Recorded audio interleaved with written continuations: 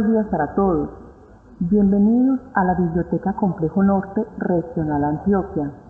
Soy Sirley Natalia Tres Palacios Jiménez y hago parte del equipo de trabajo de la biblioteca.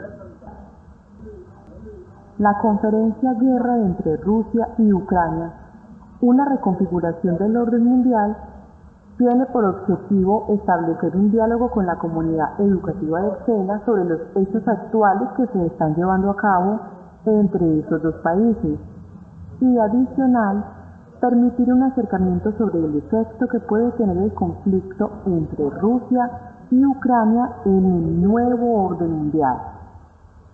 Agradecemos el apoyo del Sistema de Biblioteca SENA, SDS, al equipo humano de trabajo de la Biblioteca Complejo Norte, al equipo pedagógico y la coordinación académica del Centro para el Desarrollo del Hábitat y la Construcción del SENA Regional Antioquia, y a los aprendices, instructores, administrativos y a la comunidad en general que se encuentran aquí presentes.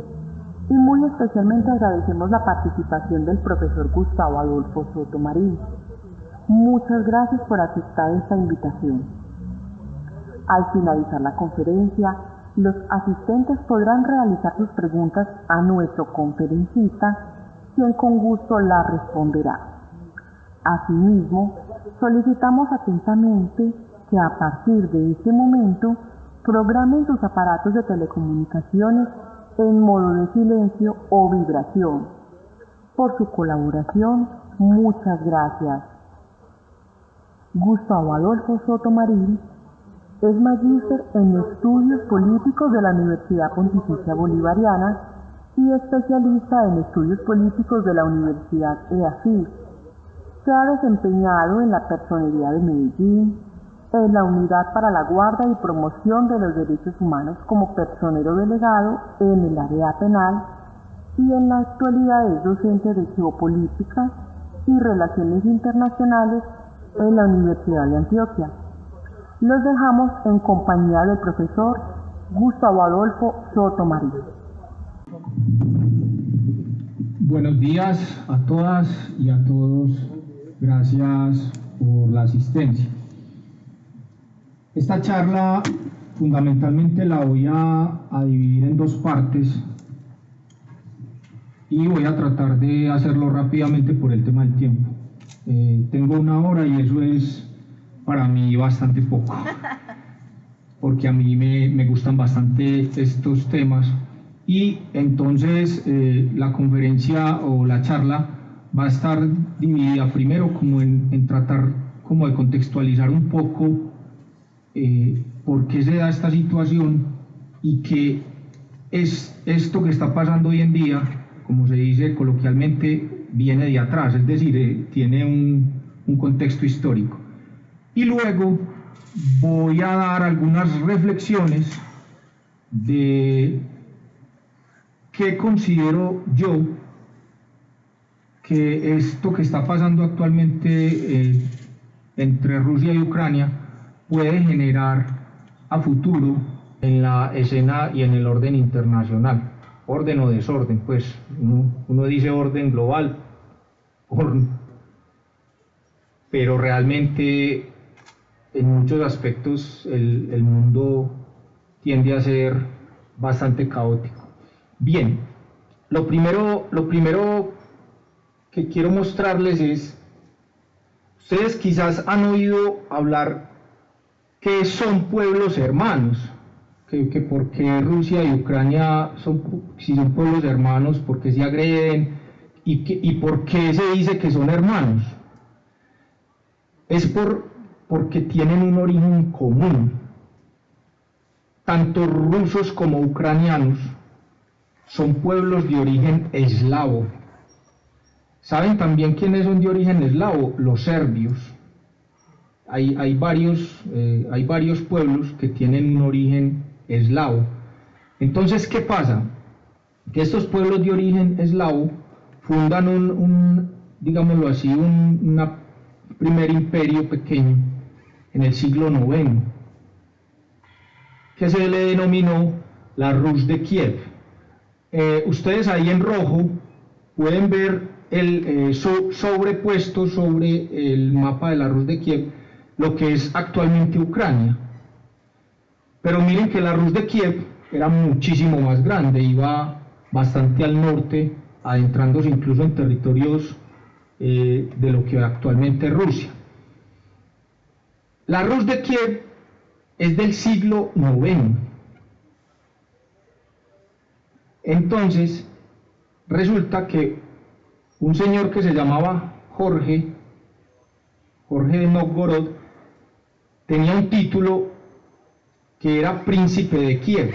Y resulta que este señor, como decir, yo me adentro aquí en Colombia, en selva adentro, en zonas baldías, y digo, esto es mío.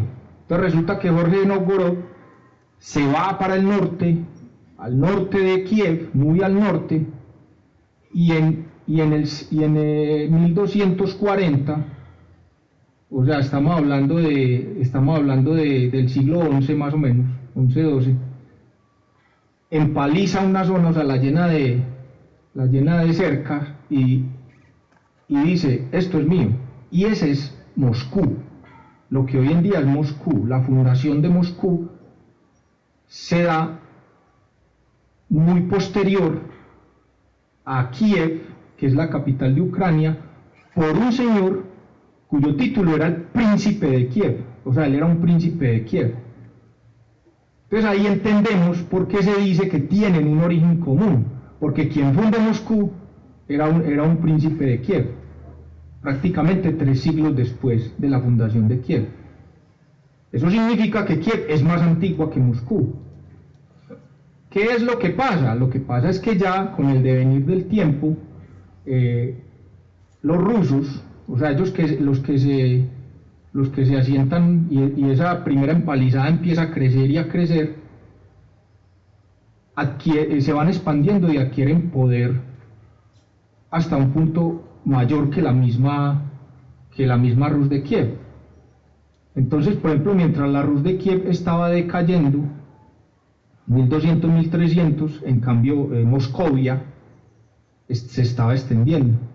Inclusive ya Moscú, después vamos a verlo, prácticamente coloniza o toma posesión de Ucrania, entre muchos otros territorios. Entonces eso es lo primero que hay que dejar claro, el origen común.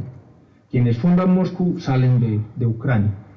La Rus de Kiev. Segundo, como pueden ver aquí, Moscú, que es esta parte roja, bastante al norte de Kiev, noreste más o menos, pues para ser exactos, bastante al norte del territorio de Kiev, empieza ahí en ese mapa, muestra en cada uno de los periodos de tiempo cómo se va expandiendo Moscú.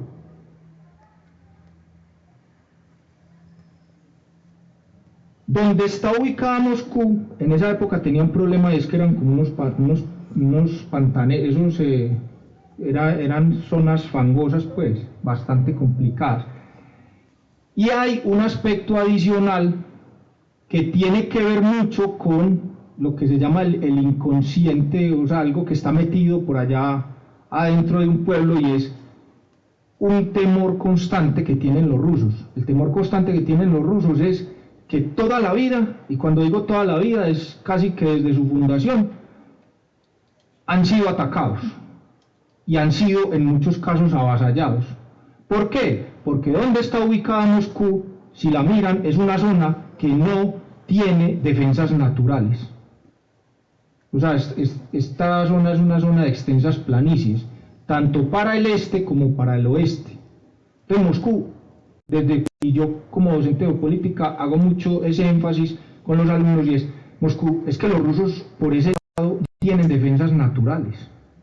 Entonces, cada rato se les metían los tártaros, o sea, de los mongoles del Asia Central.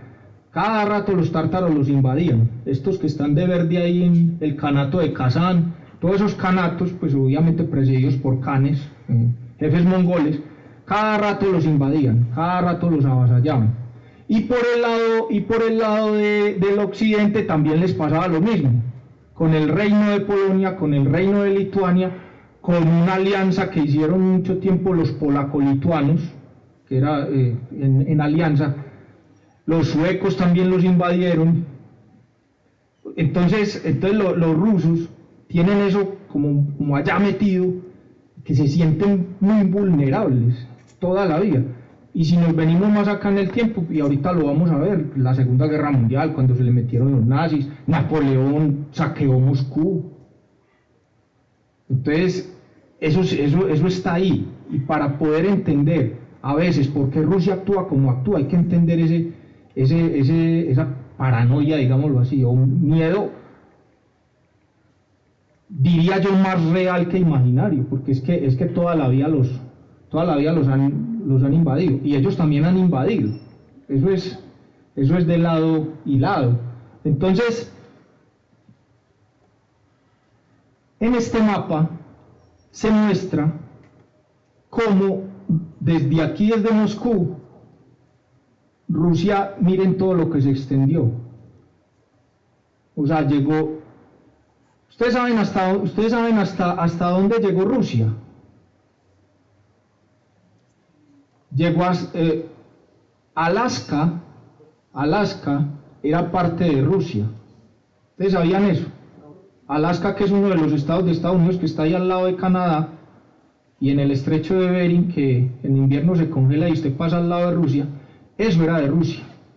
Hasta el año de 1867, donde el zar Alejandro II, después lo asesinaron, el zar Alejandro II le vende Alaska a los Estados Unidos de Norteamérica, que inclusive al señor Seward, que era el ministro de Relaciones Exteriores del gobierno de McKinley, que también fue asesinado, curiosamente Alejandro II en Rusia y McKinley en Estados Unidos, ambos presidentes fueron asesinados. El señor Seward, que era como el encargado pues de este tema de la política exterior, negoció esa venta. Y en el Congreso de los Estados Unidos le dieron palo a Seward. Eso le decían, no, vea, se burlaban de él, decían, la nevera que compró Seward por allá arriba, la nevera de Seward, incluso en los periódicos de la época se burlaban de él. ¿Ese negocio para qué? ¿Eso para qué? ¿Eso para qué? Años después encontraron oro en el Yukon de Alaska, y Alaska, después de Texas, pasó a ser el segundo estado más petrolero de los Estados Unidos. ¿Fue buen negocio o mal negocio? Entonces, Rusia se extendió hasta, inclusive ellos intentaron sacar a los españoles de California, cuando todavía California era de España. Lo que pasa es que no pudieron, pero ellos intentaron asentarse en el norte de California. Ahí tuvieron encontrón con los españoles. De California, estamos hablando de 1810, 1812, todavía eso era parte del Imperio Español. Entonces miramos cómo esto fue con Catalina la Grande, y Catalina la Grande también invadió a Ucrania, porque en Ucrania habían unos reinos de lo que se llamaban los cosacos, y Catalina dijo, no, estos lobos vagando en el desierto, aquí tiene que haber una administración central, una organización, ese desorden que mantienen, y se rusifican. Entonces Catalina de Rusia administrativamente metió a Ucrania dentro de Rusia. Este es el mapa de lo que era, ahí está dividida lo que era la antigua Unión Soviética entre Rusia en rojo y los otros países que la conformaban, que se dividen por regiones en diferentes colores. Están los tres bálticos en azul, Estonia, Letonia y Lituania.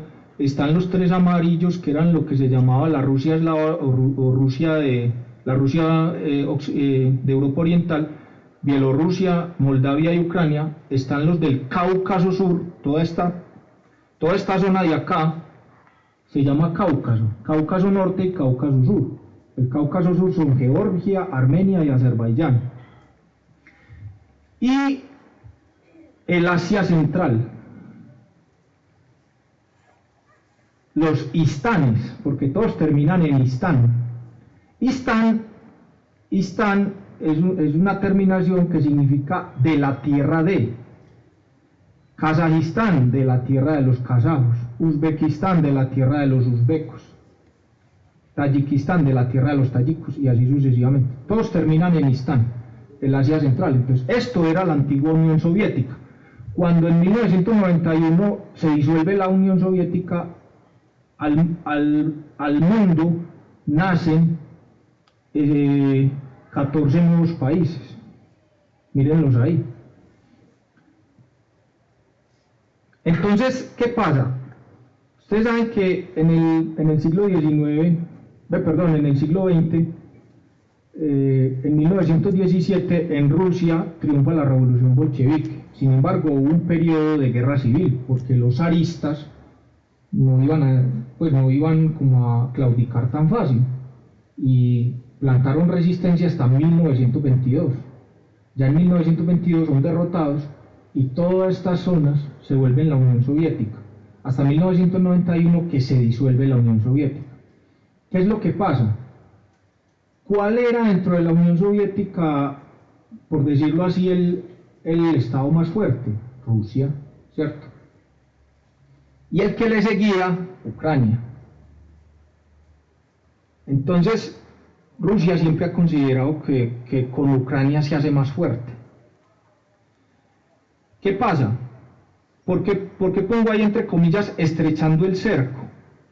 Les voy a contar algo. Ustedes saben que después de la Segunda Guerra Mundial,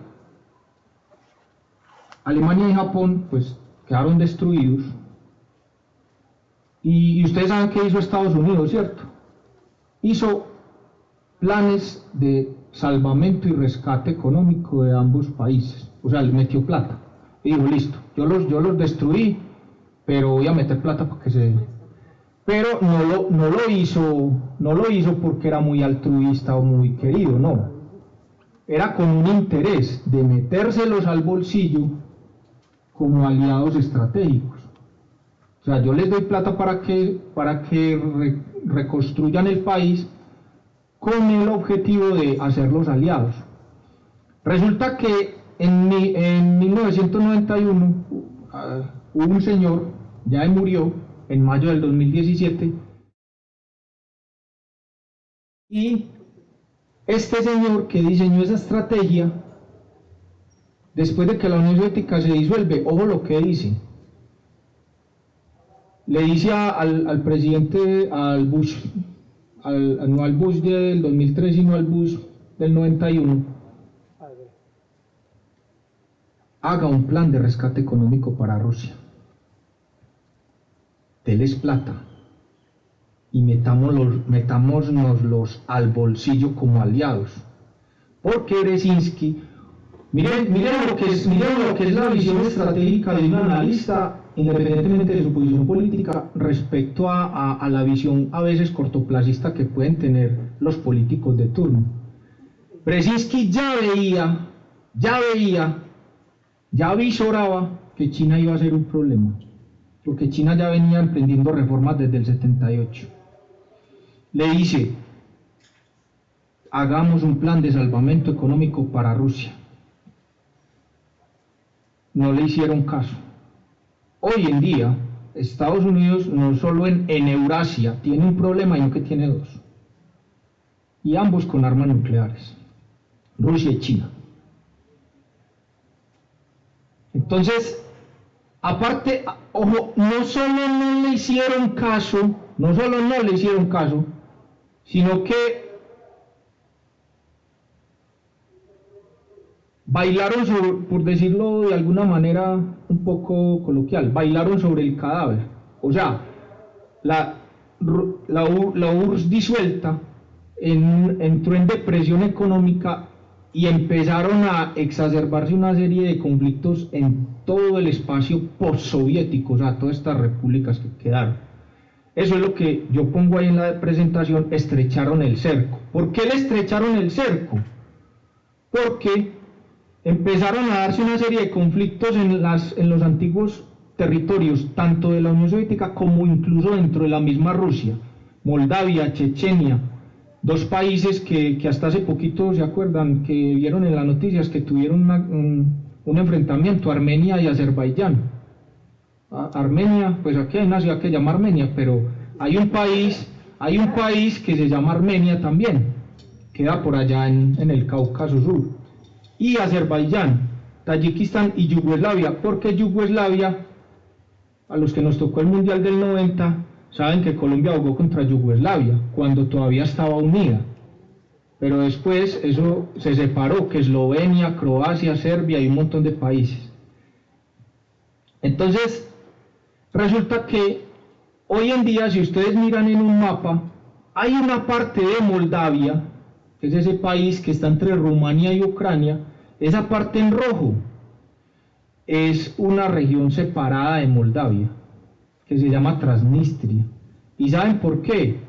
Porque cuando termina la Unión Soviética, no solo desaparece un imperio, prácticamente desaparece un mundo como tal, una forma de ver la vida, una forma de concebir las cosas. Entonces, resulta que el resto de Moldavia tenía una vocación más bien agrícola. En cambio, aquí es donde estaban prácticamente todas las industrias de Moldavia, la parte industrial. Entonces, esa parte industrial eran obreros muy convencidos del modelo soviético, y cuando se da esta situación de transición, dijeron no. Además, porque acá hay un tema geográfico, y es que hay un río que es el río Dniester, por eso se llama Transnistria, o sea, atravesando el río Dniester. Y ellos dijeron no queremos hacer parte de Moldavia, queremos ser una especie de facto república separada. Y hasta hoy en día ellos siguen siendo de hecho una región independiente. Ahí hay un componente creo que es el 14º ejército ruso, como 1500 hombres, garantizando que de facto la separación de Moldavia se mantenga. Chechenia. Resulta que Chechenia hoy en día sigue siendo parte de Rusia, pero ¿qué es lo que pasa? Chechenia es mayoritariamente musulmana, y hay unos grupos que son islamistas radicales, así muy como acercándose al Estado Islámico y Al Qaeda, que aprovecharon la debilidad de Rusia, luego de la caída de la Unión Soviética, para sacar, y de hecho lo sacaron en 1994, sacaron a los rusos de Chechenia, casi que declararon una república independiente. Y hay una queja que al parecer hubo incluso financiación ahí de los chechenos por parte de no voy a decir, pero personas, incluso gobiernos interesados en debilitar aún más a Rusia. Y Armenia y Azerbaiyán. A los rusos, estando en una situación de que ambas eran repúblicas de la Unión Soviética, le tocó tomar partido por alguna de las dos, y tomó partido por Armenia en la guerra Armenia-Azerbaiyán. Y en Tayikistán pasó algo muy parecido con lo que pasó en Chechenia, que se enfrentaron antiguos miembros del poder soviético con los islamistas, y ahí había gente de los talibanes, o sea, todos estos islamistas radicales que querían crear una república islámica de Tayikistán. Al final hay un acuerdo de paz, pero en ese acuerdo de paz hay como un acuerdo de gobernabilidad, pero sin embargo el poder no lo lograron tener los islamistas. Entonces, claro, Rusia resiente, y lo que pasó con Yugoslavia. Entonces Rusia se resiente de toda esa situación, y ¿qué es lo que pasa? Llega este señor. Estamos hablando 1991 al año 2000, 9 años donde en geopolítica se habló del mundo unipolar, Estados Unidos como el gran hegemón, sale triunfante de la Guerra Fría, ¿cierto? Y Rusia en depresión económica, prácticamente vendiendo sus activos, empresas, fábricas, a las empresas occidentales, vendiendo concesiones de exploración de gas y de petróleo a precios muy irrisorios a a las petroleras de Estados Unidos y británicas en una posición bastante complicada y llena de conflictos en su periferia, y la OTAN se le corrió 1.300 kilómetros, porque ustedes saben que la influencia de la Unión Soviética iba hasta Alemania Oriental ahí y Hungría en la frontera con Austria. Entonces ya la OTAN se le corrió. Hubo un señor que en la década de los 80 fue un espía de la KGB, que era el servicio de inteligencia de la Unión Soviética, desplegado en Alemania Oriental. Ese señor se llamaba Vladimir Vladimirovich Putin. Habla perfecto alemán, porque como estuvo tantos años en Alemania, Putin habla perfecto alemán. Entonces, este señor era como el segundo del presidente de ese momento, que era un presidente muy cuestionado, Boris Yeltsin, porque tenía problemas con el alcohol, y aparte de eso casi que pues entregó a Occidente muchas concesiones de petróleo y demás. En el 2000, Putin toma el poder en Rusia, y él lo que hace es que empieza a revertir todo lo que había hecho Yeltsin. Les voy a poner solo un ejemplo para no extenderme mucho. A la sola British Petroleum, esto no lo digo yo, lo dice Michael Clare en un libro que se llama Planeta Sediento, Recursos Menguantes. Yeltsin le había concedido a la British Petroleum 2 fajas de exploración en las islas Sajalín, muy cerca de Japón, por el otro lado oriental de Rusia. Putin, cuando llega al poder, empieza a mover las cosas en el Parlamento de Rusia para boicotear eso hasta que lo logra. Ustedes saben, según Michael Clare, cuánto calculaban los británicos, la British Petroleum, sacar de ahí en petróleo. Más o menos 3.000 millones de dólares. ¿Tienen o no tienen razón los británicos como para no querer mucho a... 3.000 millones de dólares calculaban la British que iban a sacar de ahí. ¿Por qué? Porque Putin dice, no, es que, o sea, él como que revierte la cosa y renacionaliza los recursos, y dice, no, es que los recursos son para Rusia. Saca las petroleras extranjeras, y ahí es donde, pues, empiezan como a no quererlo mucho, pues, en Occidente. Cuando hemos visto en la escena internacional que hay países que invaden a otros, sabemos que en Naciones Unidas se venía dando desde el fin de la Segunda Guerra Mundial una especie de acuerdo entre las grandes potencias, que si se iba a llevar a cabo una acción militar en un territorio, los 5 miembros permanentes del Consejo de Seguridad debían estar de acuerdo. Pasó, por ejemplo, con el Irak de Saddam Hussein, y también pasó, recuerden, en el año 2001, ¿se acuerdan la caída de las Torres Gemelas? Bueno, algunos estaban pequeñitos, como nosotros estamos más viejitos nos acordamos.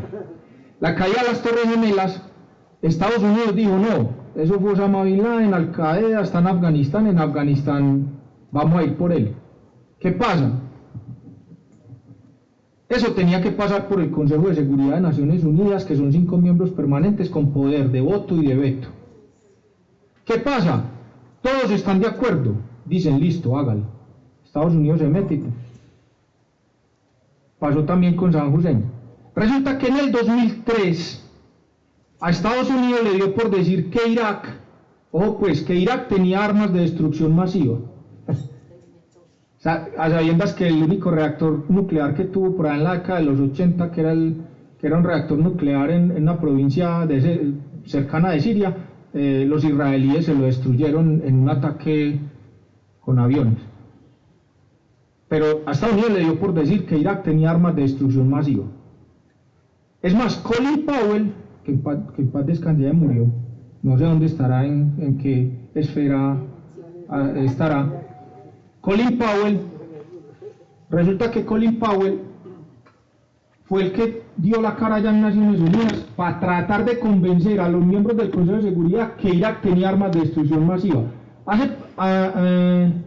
Después, él ya se murió el año pasado por COVID, pero después él tuvo que reconocer que eso fue un montaje que ellos hicieron. Él mismo lo reconoció, él mismo dijo, no, nosotros nos inventamos eso porque necesitamos invadir a Irak.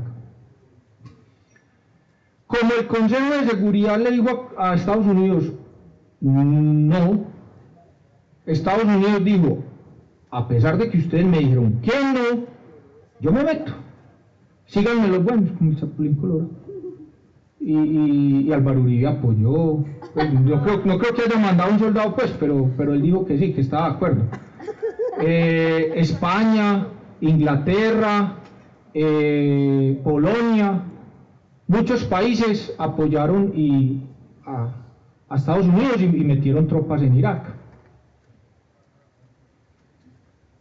¿Por qué me parece ese precedente? Me parece a mí que es un precedente nefasto que montó Estados Unidos, porque a partir de ese momento los otros dijeron,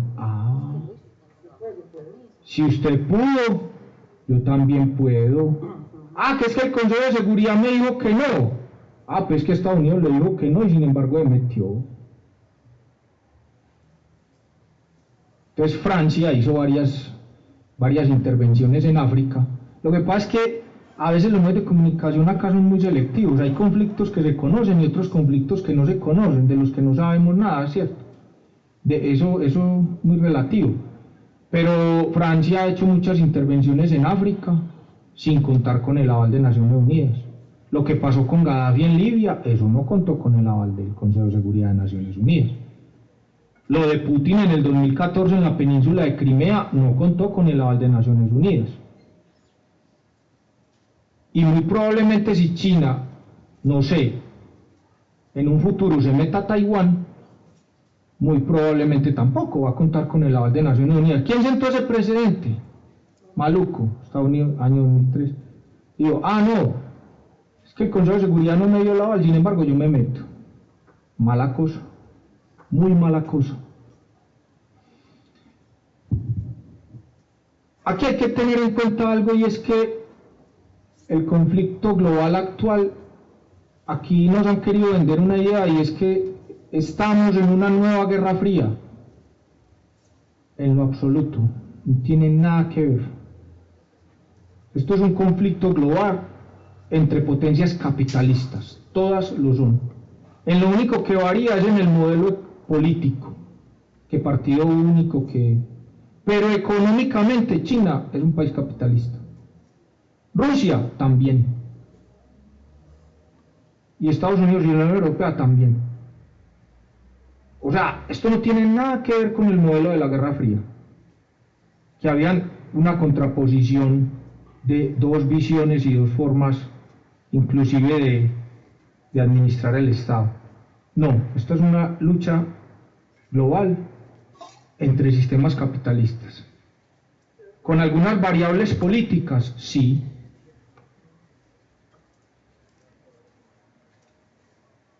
Ahora bien, metámonos en el quid de la conferencia, ya después de todo este largo contexto.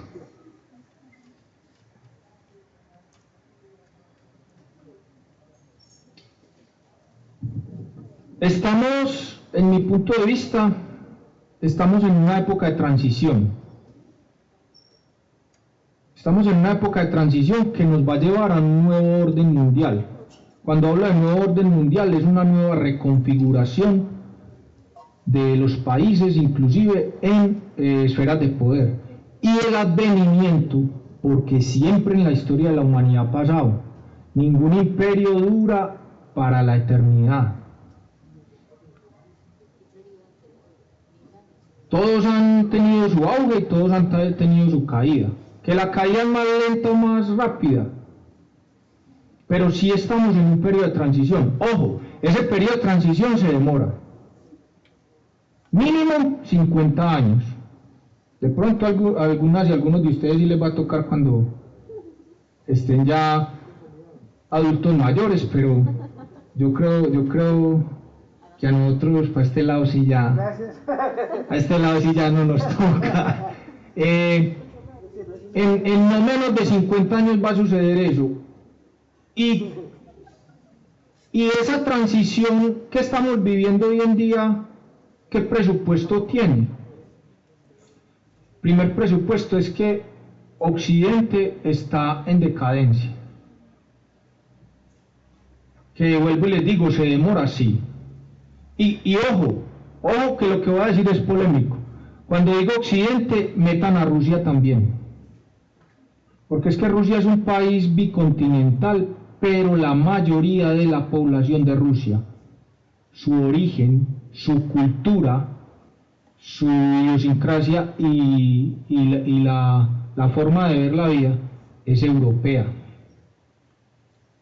Hay una Rusia europea y una Rusia asiática, pero fundamentalmente la esencia y la idiosincrasia y la cultura mayoritariamente en Rusia es europea.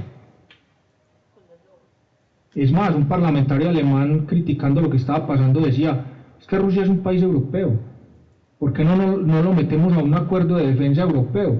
Decía él. Él decía, es que nosotros, Unión Europea, a futuro nos vamos a ver en serios problemas, porque es que estamos en la mitad de un sándwich entre China, Rusia y Estados Unidos, y nosotros en la mitad. ¿Por qué no metemos a Europa a un ejército europeo? Entonces, ¿qué pasa? ¿Por qué digo esto? Porque aunque es un país con armas nucleares, hay una diferencia fundamental, por ejemplo, en materia económica. Rusia es más o menos la 16ª economía del mundo. El solo estado de California en los Estados Unidos produce muchísimo más PIB que Rusia. El solo estado de California. Y ni hablar de lo que está pasando con China. Entonces, realmente, ¿por qué digo yo que Rusia tiene problemas? Primero, se calcula que Rusia en los próximos años va a decrecer en su población. Y ustedes dirán, pues eso no es bueno, depende. Para un país como Rusia que su población caiga no es bueno. Piensen en una cosa como el sistema de pensiones, por ejemplo. La tasa de recambio, ¿quién va a sostener la economía? La migración.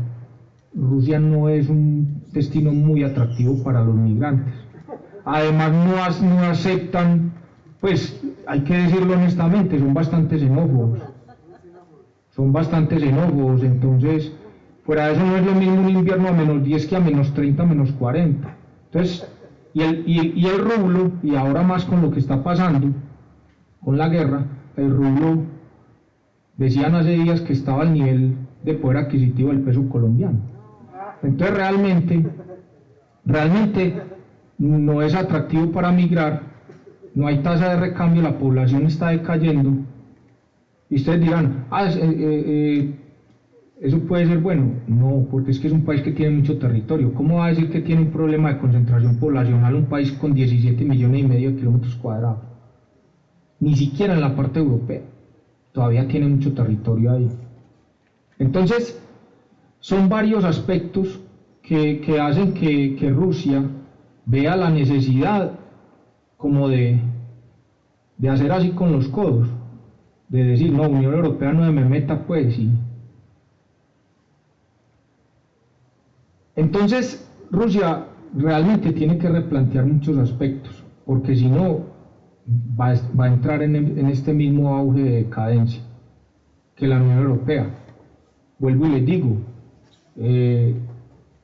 China, y ahí es donde yo quiero hacer la reflexión, el nuevo orden mundial que yo veo es Rusia y la Unión Europea metidas en la mitad de una pelea entre China y los Estados Unidos. ¿Estados Unidos va a ceder la hegemonía? Probablemente lo va a hacer, pero va a dar una pelea larga.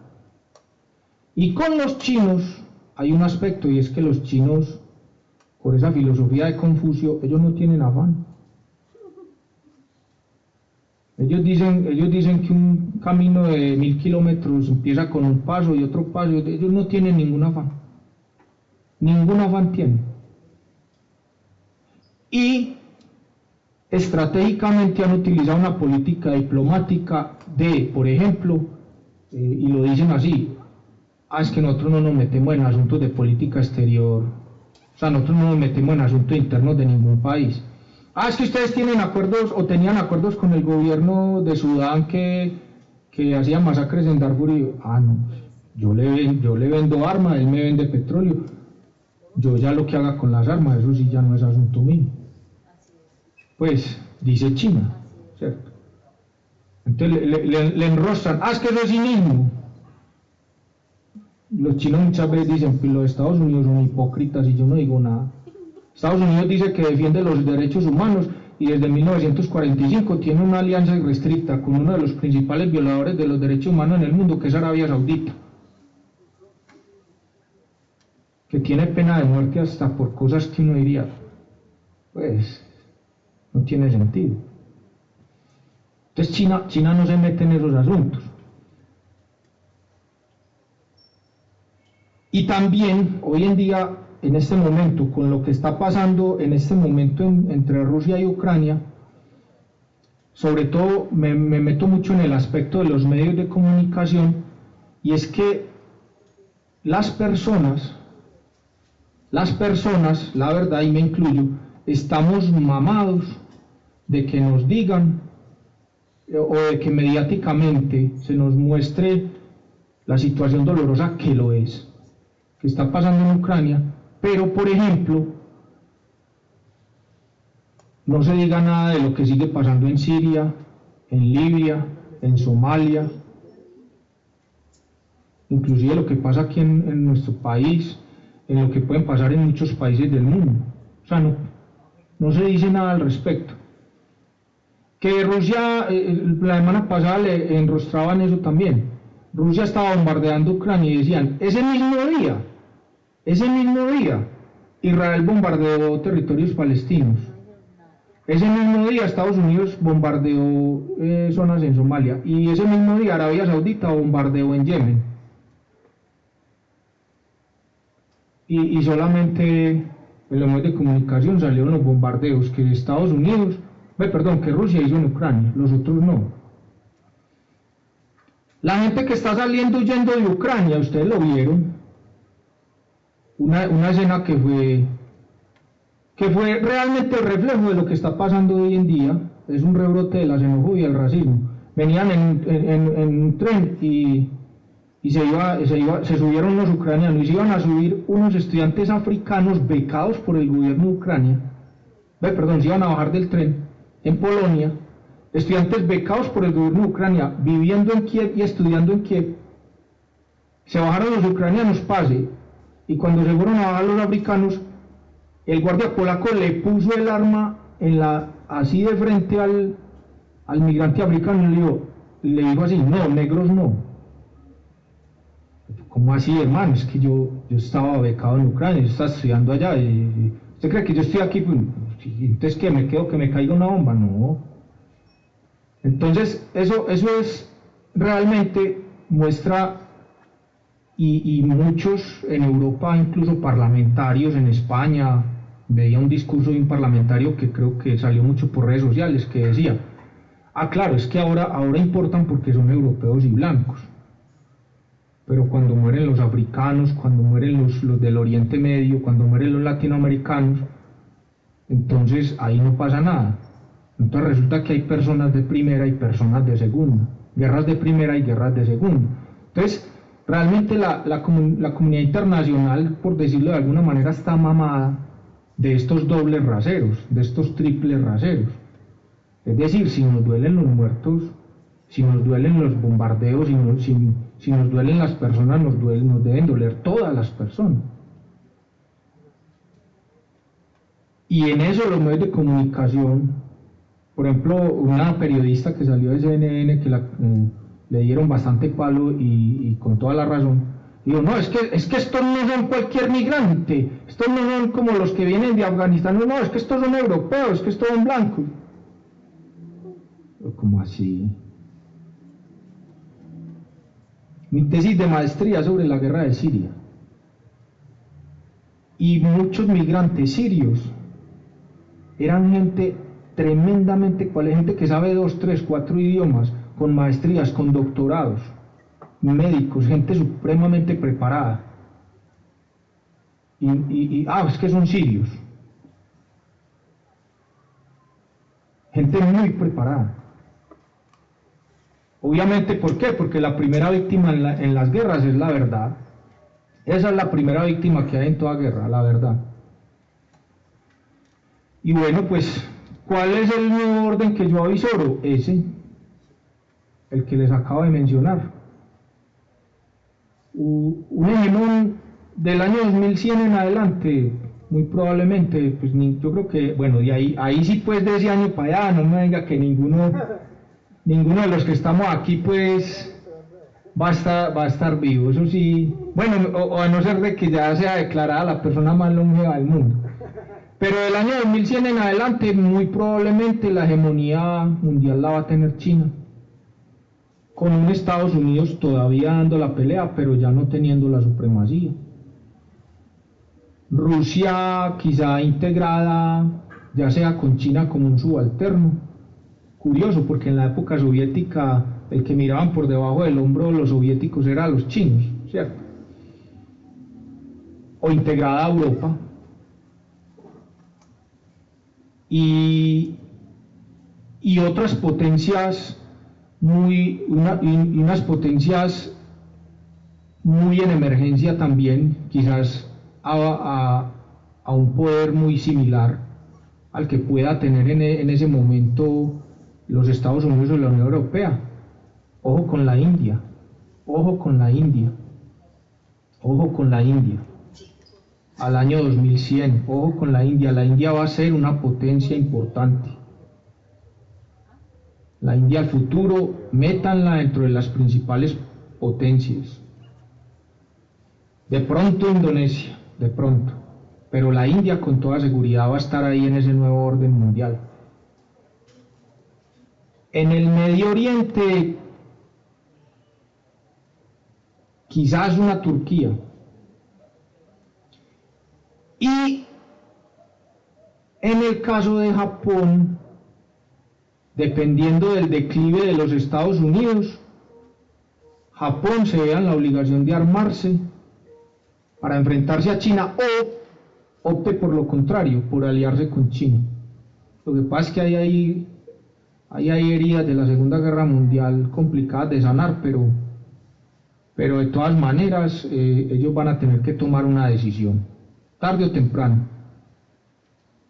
Taiwán, sí, pues ahí sí la veo complicada porque China va por Taiwán. Yo creo que si China en el futuro se atreve a romper esa posición de no injerencia, el primer objetivo es Taiwán con toda seguridad. No sé, pues yo dejaría ahí por el momento. Muchísimas gracias.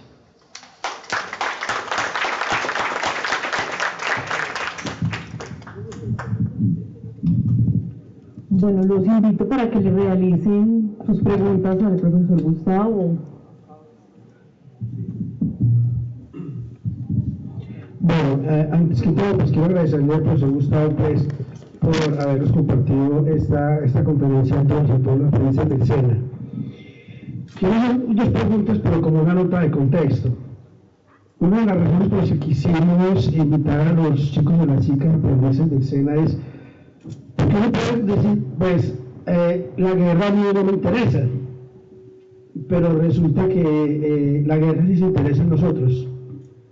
Entonces, pues uno puede creer que es algo que pasa por allá muy lejos, pero realmente a donde quiero dirigir las preguntas en dos sentidos es, en el mediano corto plazo, los efectos de dos asuntos en particular, que además son de nuestro, digamos, sentido particular, por ejemplo, en el nivel económico.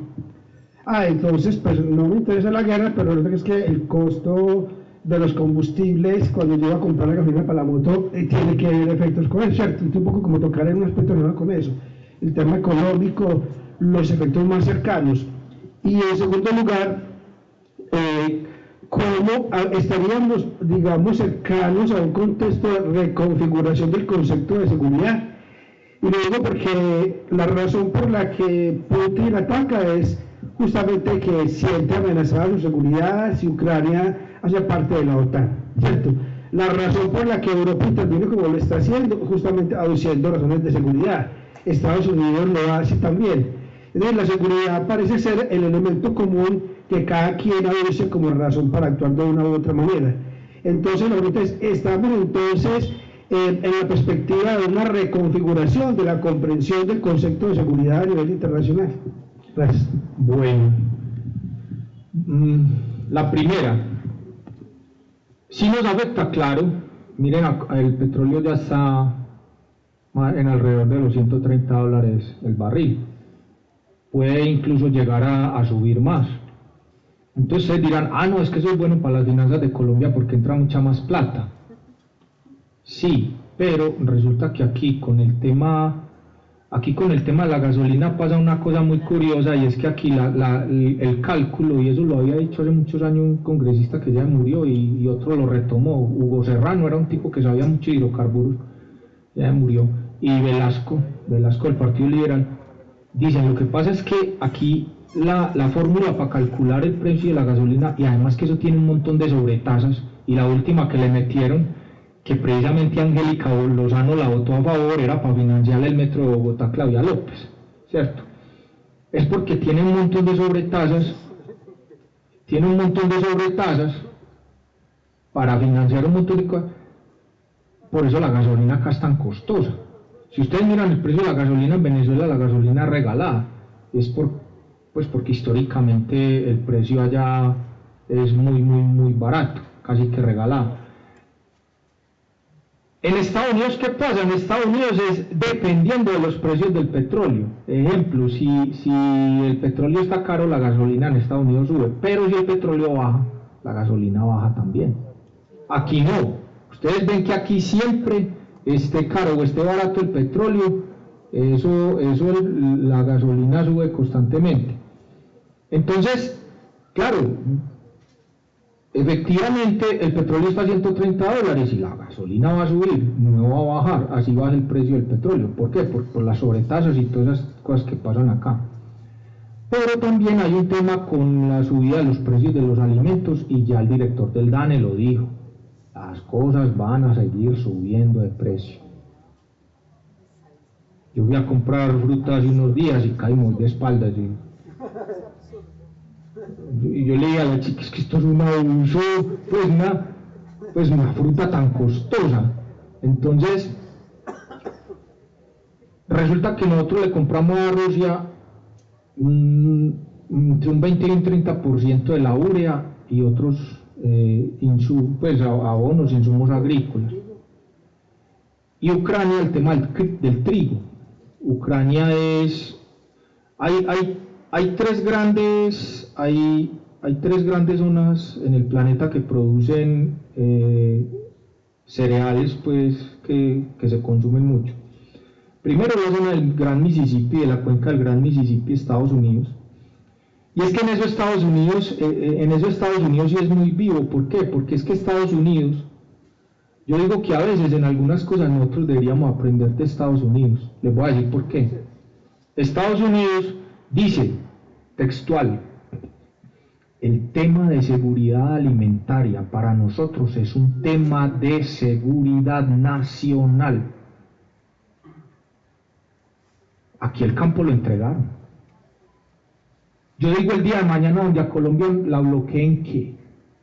Nos toca pegarnos de las hojas de esos árboles a comer, porque donde a Colombia la bloqueen, que es que aquí no se...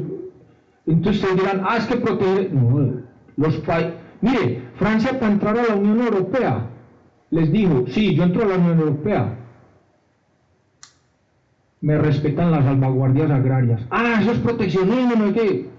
¿Me respetan las salvaguardias agrarias o no entro? Hágale pues. esos países saben y entienden que la seguridad alimentaria es un tema de seguridad nacional. Otra cosa que no se puede entregar son los activos estratégicos. Por ejemplo, las empresas de energía, todas estas empresas de agua y demás, Estados Unidos no las entrega a compañías extranjeras. Aramco, que era una productora de petróleo californiana, en el año 2007, la Corporación Nacional de Petróleo de China ofreció un dineral por comprar Aramco. Si ustedes lo miran desde el punto de vista de la lógica económica, tenía razón.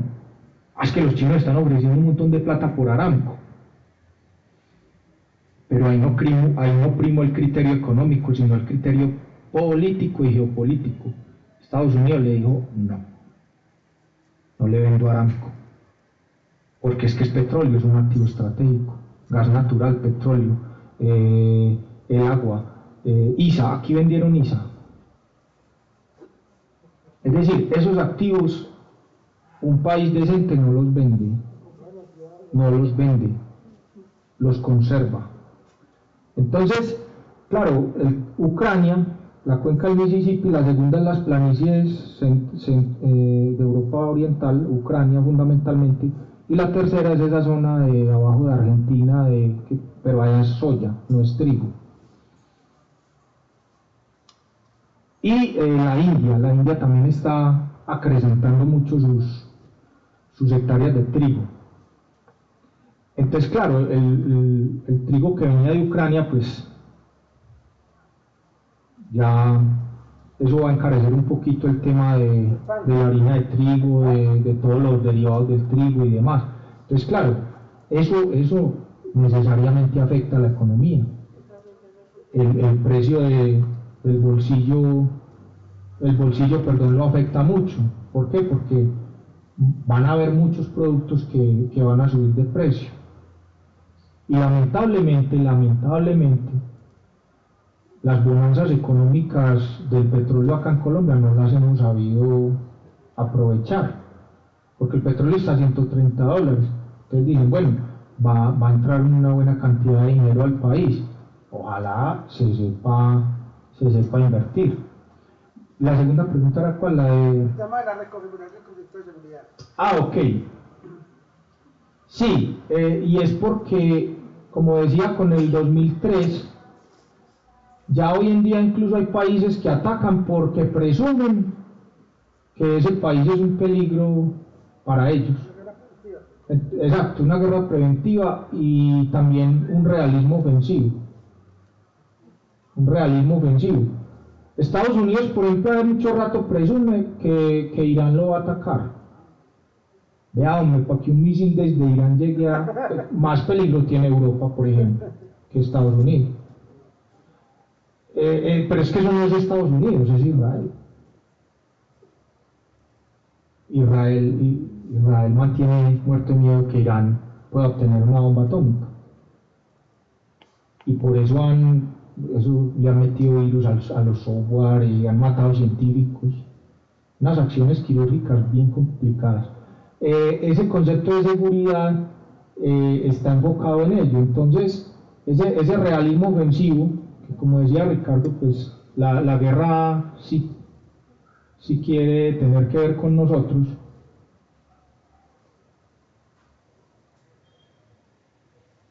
Uno no sabe aquí en esta frontera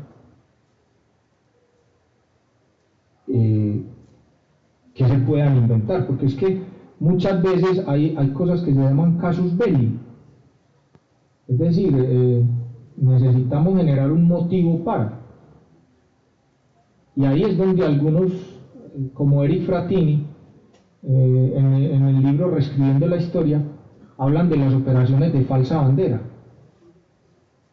Es decir, cuando yo me invento un incidente para alentar un conflicto, o sea, yo me invento un cuento para decir, es que eso lo hizo fulano, y resulta que fulano no tenía que ver con eso, entonces lo ataco.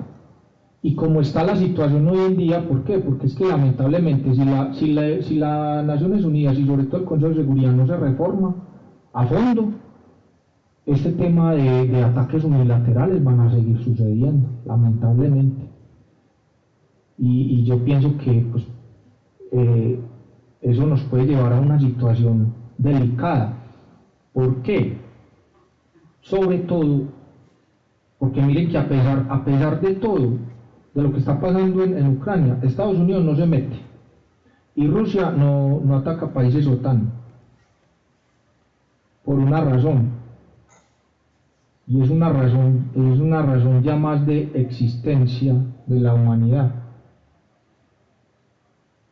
Para mí el mundo desde 1945 no volvió a ser el mismo. El ser humano el 6 de agosto de 1945, incluso antes, con las detonaciones previas en Nevada y Nuevo México, los ensayos previos, el ser humano se dio cuenta. Lo que pasa es que en Hiroshima y Nagasaki lo hicieron con seres humanos. O sea, en la explosión como tal, ipso facto murieron al menos 60.000 personas. La radiación mató otras tantas. Pero en ese momento el ser humano se dio cuenta que tenía en sus manos una capacidad de destrucción tan grande que el mundo a partir de ese momento nunca volvió a ser el mismo. ¿Por qué se los digo? Una guerra nuclear entre grandes potencias hoy en día se traduce en 2 puntos que nos borran a todos. La cantidad de bombas que se suelten, nucleares. Porque es que, ojo, las bombas que hay hoy en día no son Hiroshima y Nagasaki.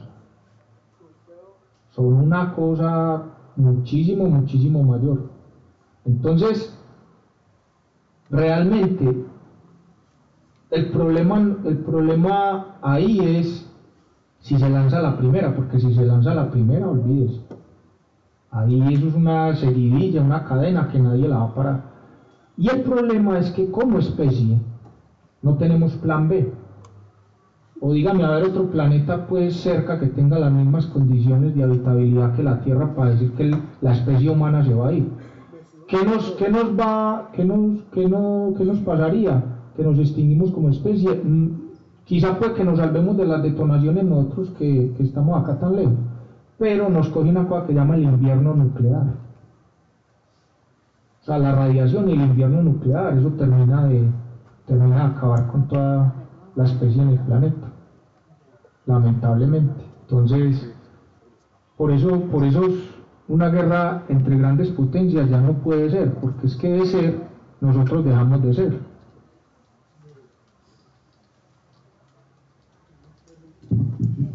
Bueno, otra pregunta que tengan para el profesor Gustavo. ¿Quién nos quiere intervenir? Muchas gracias al profe por la charla. Yo tengo una pregunta y es que, bueno, el problema con ciertas personalidades pues, que están en el poder y que tienden a la megalomanía es que no se sabe pues como que qué va a pasar con ellos, ¿cierto? ¿Cuáles son sus decisiones? Pero ¿qué tan decidido pues está, pues en este caso Putin, no digamos Rusia, qué tan decidido pues está Putin, digamos, en seguir adelante pues con sus planes? Y por otro lado, estas negociaciones que se están dando en este momento, pues ¿en qué va? ¿Hay pues como buenas perspectivas o la cosa sigue ahí pues como estancada? Muchas gracias. Pues yo creo que Putin con el hecho de invadir a Ucrania ya demostró de que es capaz.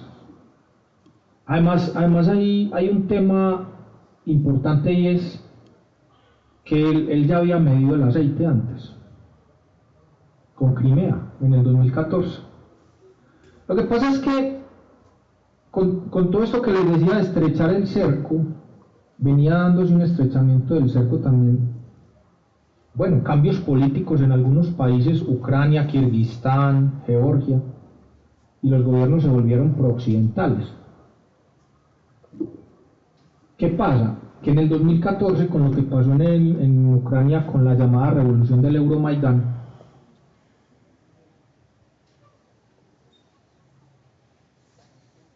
Putin ya vio la cosa jodida.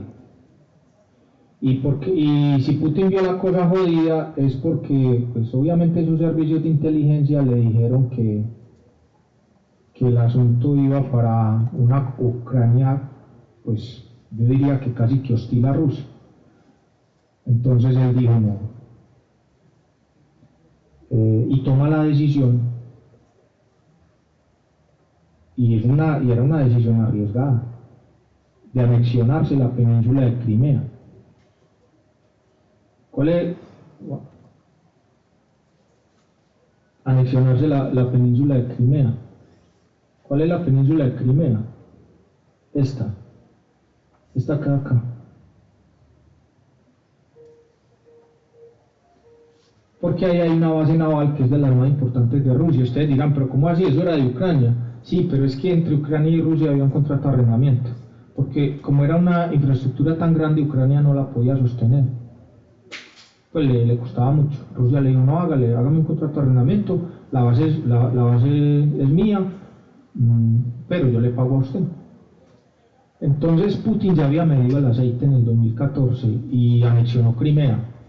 La comunidad internacional protestó, pataleó, chilló, pero eso es que va así.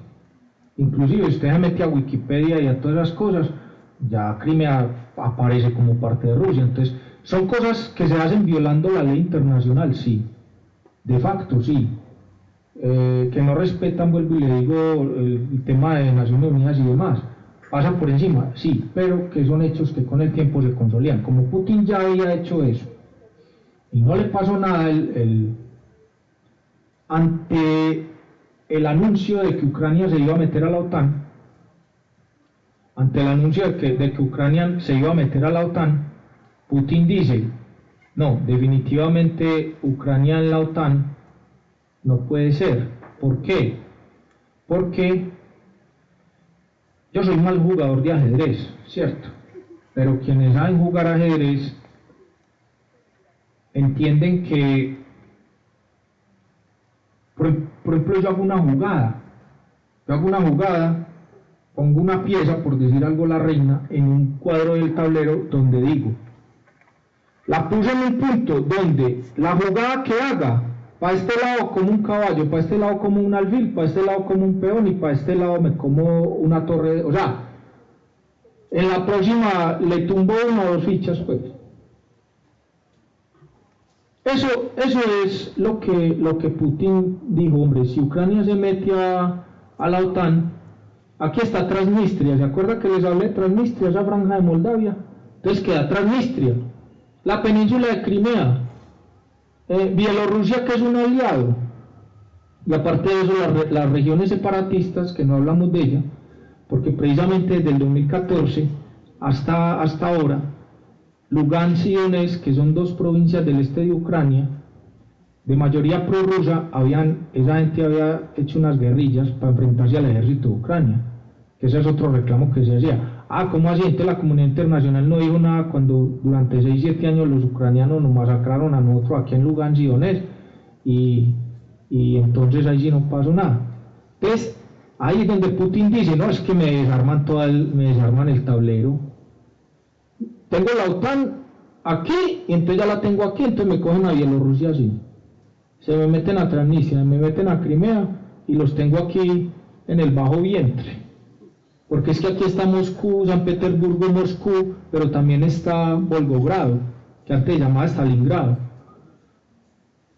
Y de ahí, o sea, es una zona importante para Rusia económicamente hablando. Entonces, Putin dice no. Por eso dicen que Ucrania es un inamovible para Putin. Y yo sostengo eso. Ucrania es un inamovible para Putin, ¿por qué? Por la frontera que tiene y porque la fuerza de Rusia o el heartland de Rusia, el corazón de Rusia es esto. Esto también es Rusia, pero es que esas son zonas pocos densamente pobladas, ¿cierto? Entonces, Ucrania, bueno, y aquí está el Cáucaso, se le vuelve a alborotar lo de Chechenia. Abjasia y Osetia del Sur, que son otras dos regiones separatistas o sea, para Putin ya dice no, Ucrania sí ya. Lo que pasa es que ustedes dirán, bueno, ¿y por qué resuelve eso así? También hay que entender la historia, es que allá esto a la vida la han resuelto así. Lea la historia de Rusia, lea la historia de los tártaros, incluso la de los, pues, porque él ya vio que ya no le queda difícil influir en la política interna de Ucrania, le queda difícil, y ahora sí que va a quedar más desprestigiado al interior de Ucrania.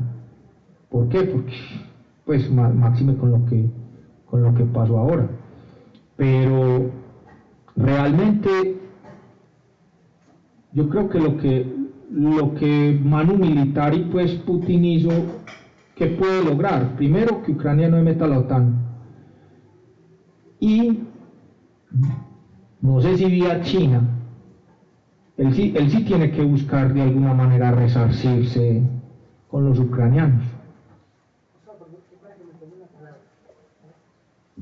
Qué pena que me surgió una pregunta, no sé pues si algo demasiado en la sección. En última, entonces, ¿quién va a salir siendo el gran ganador de este conflicto? China. Ok. China. Totalmente China. Definitivamente China. ¿Y sabe por qué? Porque los chinos ahí calladitos le van a decir a Ucrania, venga, usted necesita reconstruir sus infraestructuras.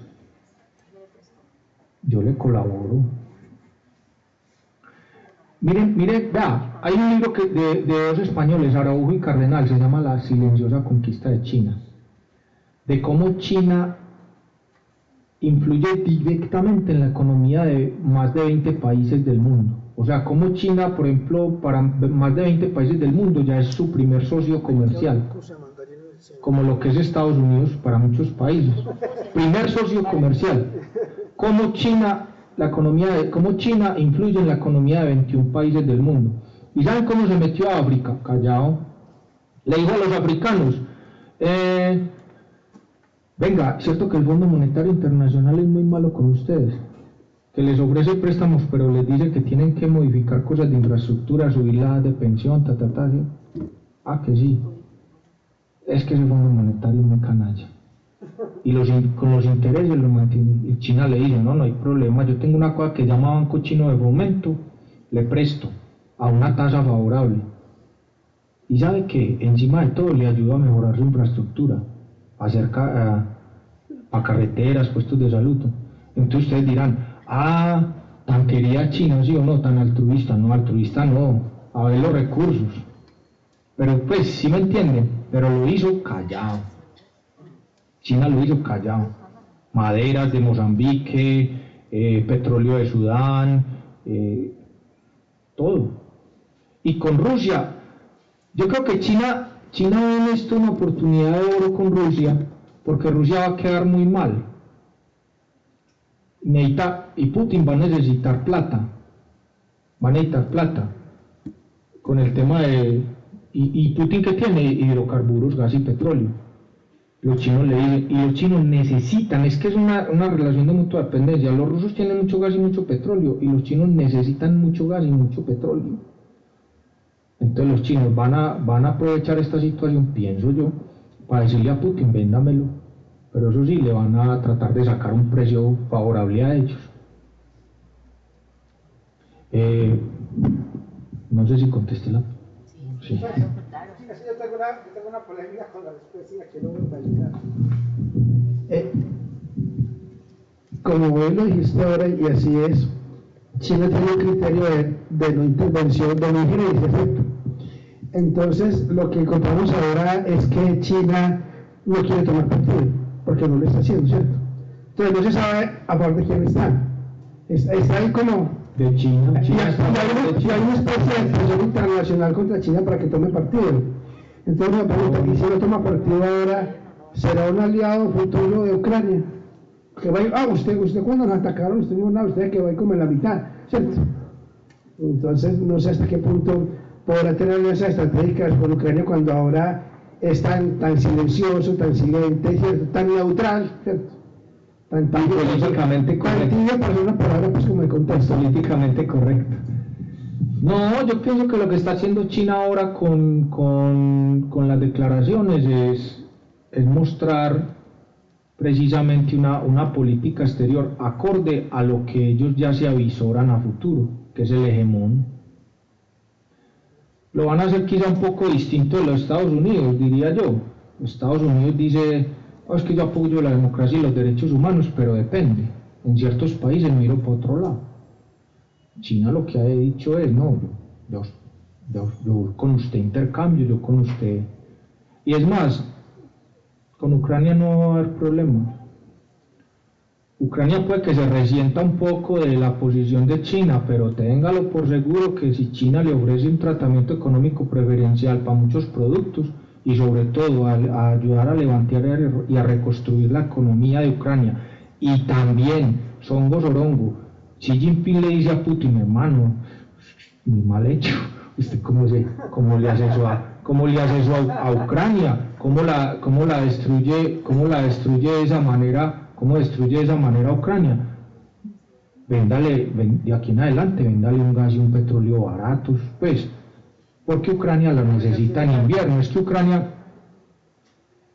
el problema de Ucrania es bien jodido porque necesita el gas de Rusia. Entonces, claro, los chinos pueden decirle a Putin, hombre, véndale de aquí en adelante gas y petróleo y ayude o entre los dos ayudemos a reconstruir a Ucrania, porque o somos nosotros o es Estados Unidos y la Unión Europea. Por eso en este tema de la geopolítica, yo lo digo mucho, en este tema, esa frase, no recuerdo quién la dijo, no hay amigos ni enemigos, sino intereses. Estados Unidos y Japón casi que se mataron en la Segunda Guerra Mundial y hoy en día son aliados. Pues me hago entender. Se mataron, o sea, Estados Unidos le soltó bombas a Japón y se odiaban a muerte y hoy en día son aliados. Y hay países que hoy pueden ser aliados y mañana odiarse a muerte. Depende de qué, de muchas cosas, de los intereses. Yo les pongo un ejemplo. El día de mañana Venezuela y Colombia pueden volver a ser muy fuertes aliados, muy amigos. Y saben que hay un dato para que lo tengan en cuenta y es el siguiente. Ya que hablamos de cómo lo de afuera nos afecta. En su casa, ¿con qué cocinan? Con gas natural, ¿cierto? Usted abre la pipeta, o la pipeta o la red. Traen el fogón, calienta la arepita. Colombia se calcula que no más tiene reservas de gas para 2 años. ¿Qué va a pasar dentro de 2 años si Colombia, a pesar de que perfore en varias partes del territorio, ya no encuentre gas? Tiene dos opciones: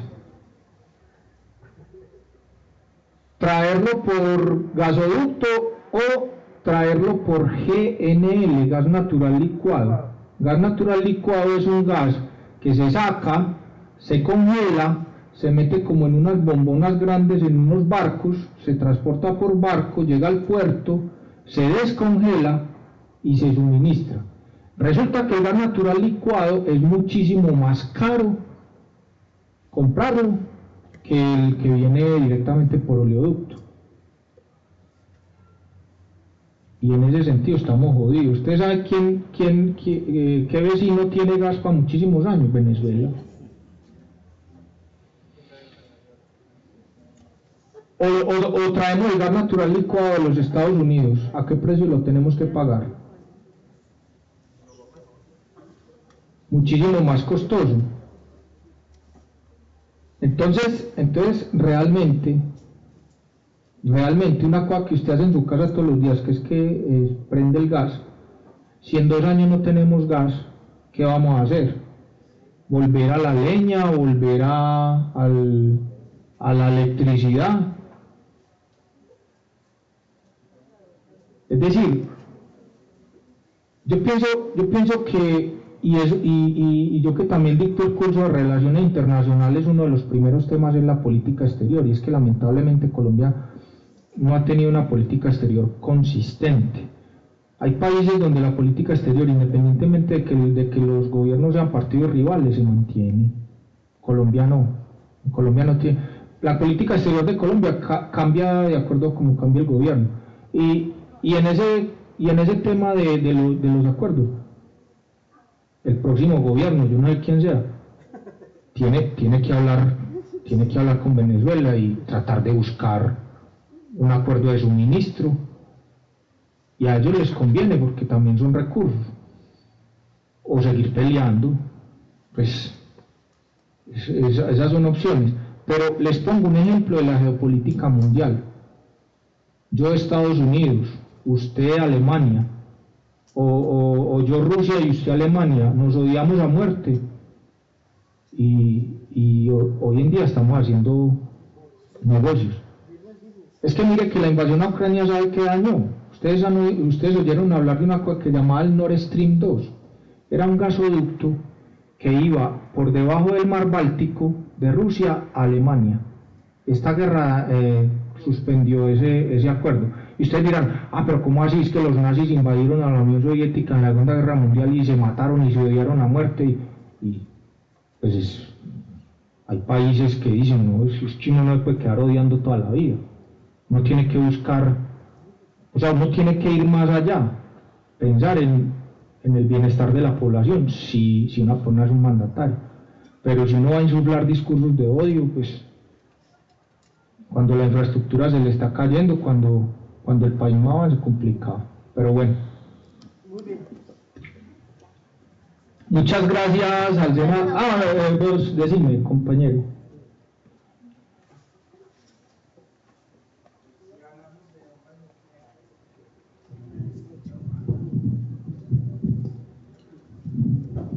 Si hablamos de bombas nucleares y de la resistencia humana, ¿qué hay de las leyes de guerra? Sabiendo que existe el derecho internacional humanitario. Voy a explicar eso. No entiendo mucho la pregunta. En las guerras hay leyes, ¿cierto? Entonces, las guerras son nucleares, que tú decías que las bombas, que si una caía pues, se deterioraba mucho. Entonces, ¿qué pasa con el derecho internacional humanitario? El derecho a la vida.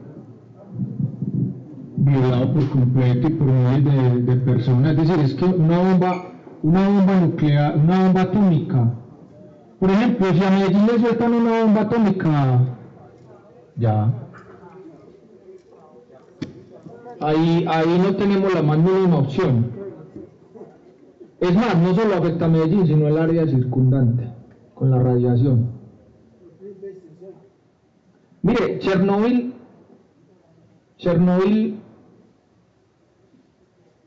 y por ejemplo en Japón todavía hay gente que nace con malformaciones de consecuencia de que sus abuelos fueron sometidos a la radiación de las bombas. Todavía hay gente que nace con malformaciones, los animales. O sea, es un problema que genera efectos hasta incluso 100 años después. Y el problema es que ahí los derechos humanos en general son vulnerados totalmente. Un desastre nuclear inclusive pone en riesgo nuestra existencia como especie. Es que ese es el problema. Y nosotros no sabemos en manos de quién está la posibilidad de apretar el botón. Por eso el compañero preguntaba ahora, ¿Putin es capaz? De pronto. El hombre ya midió el aceite y ya demostró que tiene cómo. Entonces, bueno, no. Lo único que me resta es pues agradecerle al SENA, a ustedes. Espero pues que de esta charla les haya quedado como aspectos para analizar y que miren que todo tiene como, de pronto no es tan sencillo como uno piensa, Todo tiene relación con todo. Gracias.